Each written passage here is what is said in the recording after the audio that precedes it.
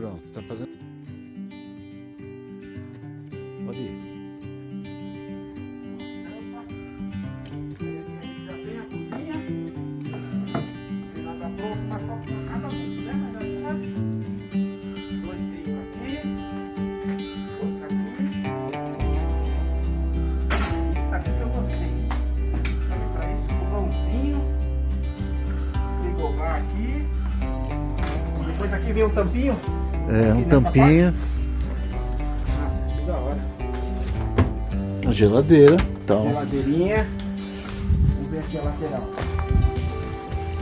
É a lateral. Aí.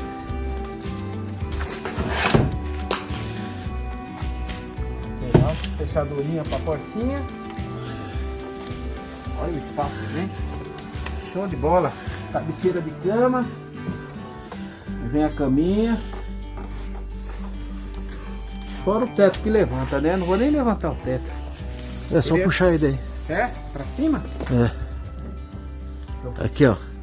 Desse lado aqui pra lá. Só levantar. Que da hora, meu. Que top. Filma aqui, assim, ó, olhando aqui, ó, de baixo pra cima. Eu vou lá abrir a outra porta. E aqui tem o visor, né? E esse visor vai fazer nessa porta daí também, né? Vai fazer aqui. Ficou top. Ficou um colchãozinho. Top. Só fazer os acabamentos. É. Vai vir de trás. Essa é da E aí frente. já vai vir a caixa, né? É. Vai vir a caixa aqui pra colocar as outras coisas aqui. O que você vai pôr na caixa que vai vir aqui? Mangueira. Extensão. Bateria.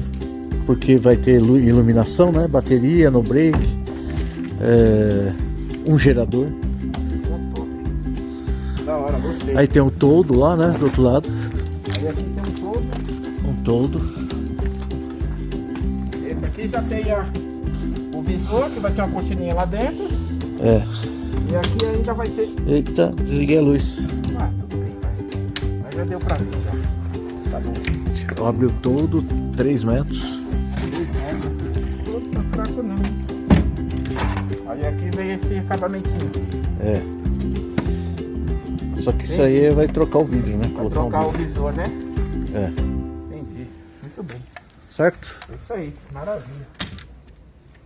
Parabéns. Ah, e tem o teto solar, ele fecha uma barraquinha.